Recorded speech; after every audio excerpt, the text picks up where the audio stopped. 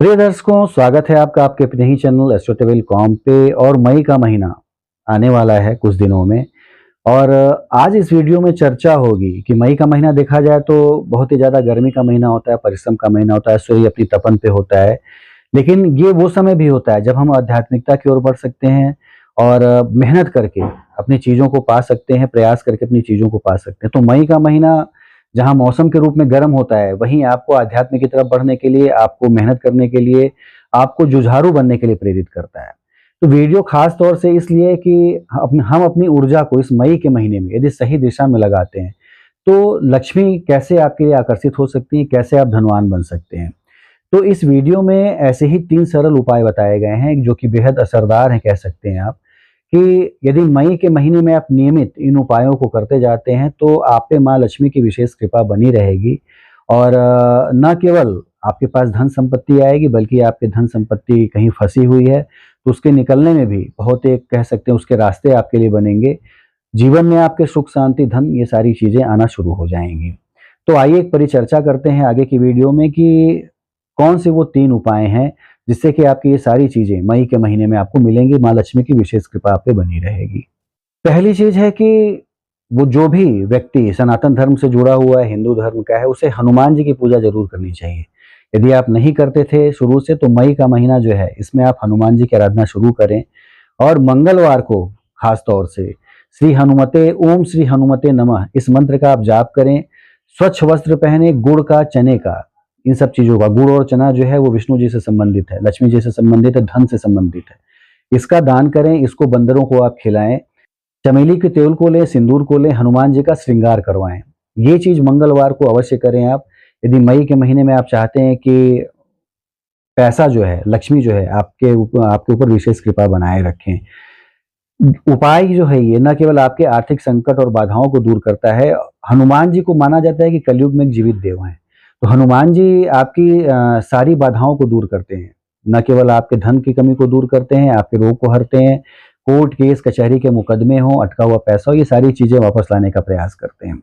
तो आत्मविश्वास के साथ, एक अच्छे सत्कर्म के साथ यदि आप मई से मंगलवार को हनुमान जी की आराधना शुरू करते हैं, तो मान के चलिए इसके प्रतिफल विशेष मिल सकते हैं।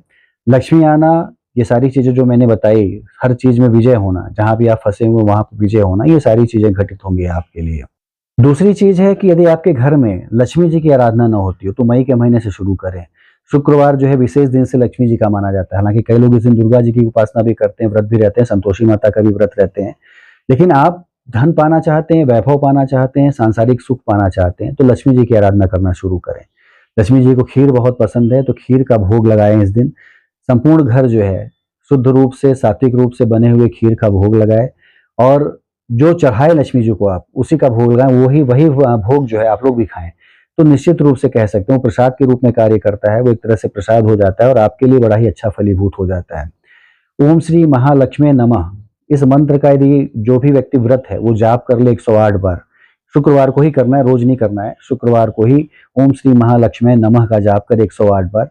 निश्चित रूप से लक्ष्मी, जो ये एक सिद्ध प्रयोग है, ये चीज़ मैंने बहुत से लोगों को बताई और बहुत से लोगों ने किया भी है। तो धन आगमन में कह सकते हैं अच्छी सुविधा मिलती है, अटके हुए धन प्राप्त होना, नए आय के स्रोत बनना, ये सारी चीज़ें घटित हुई हैं।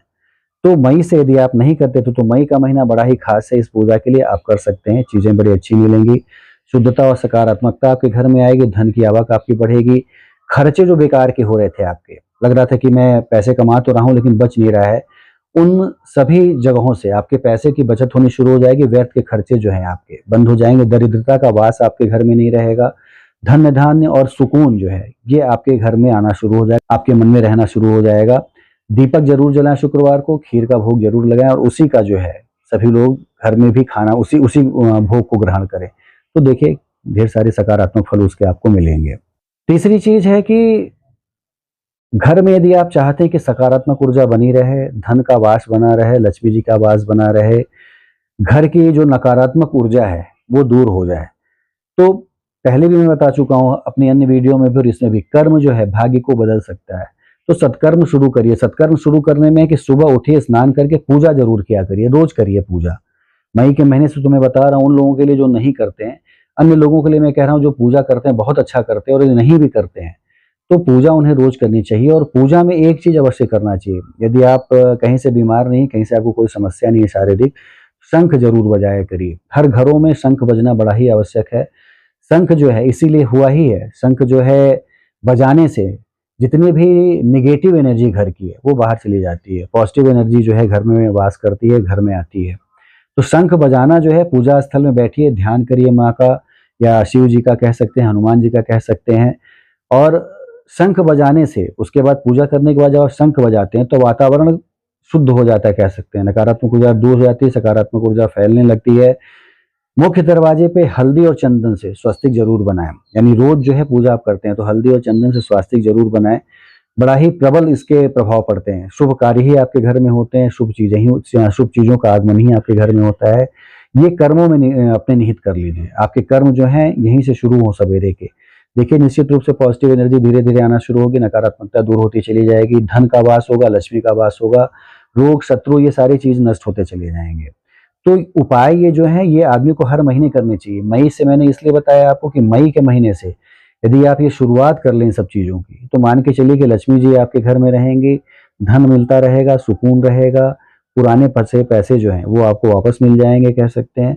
मन जो है आपका नित्य नए शुभ कार्यों की ओर झुकता चला जाएगा। इन 3 उपायों के साथ-साथ एक चीज़ और भी है कि यदि आप पूजा पाठ करते हैं तो लक्ष्मी सूक्त का पाठ ज़रूर किया करिए। लक्ष्मी सूक्त का पाठ जो है ये कलयुग में बड़ा ही कहते हैं कि एक तरह से सिद्ध पाठ माना गया है। बस यदि आपको धन की प्राप्ति करनी हो तो लक्ष्मी सूक्त का पाठ जरूर किया करिए। मन शांत आपका रहेगा, लक्ष्मी आगमन के स्रोत, आपका दिमाग प्रखर होता जाएगा, कहते हैं। लक्ष्मी माता जब आना चाहती हैं आपके घर तो आपके दिमाग को पहले बदलती हैं कि आपका दिमाग जो है वो प्रखर हो जाए, कमाने के लायक आप बने। तो लक्ष्मी सूक्त का स्रोत ही यही है कि आपको कमाने के लायक बनाता है, आपको विभिन्न दिशाओं में सोचने लायक बनाता है। आपका दिमाग प्रखर होता है, किस तरह से पैसे कमाए जाएं इस पे आप फोकस करना शुरू कर देते हैं। तो लक्ष्मी सूक्त स्रोत का पाठ मई के महीने से जरूर शुरू करें। निश्चित रूप से इसके प्रतिफल आपको अच्छे मिलेंगे, लक्ष्मी आएंगी, पैसा जो आपको कहीं लग रहा था कि अटका रुका हुआ है वो सारी चीजें रिलीज हो जाएंगी।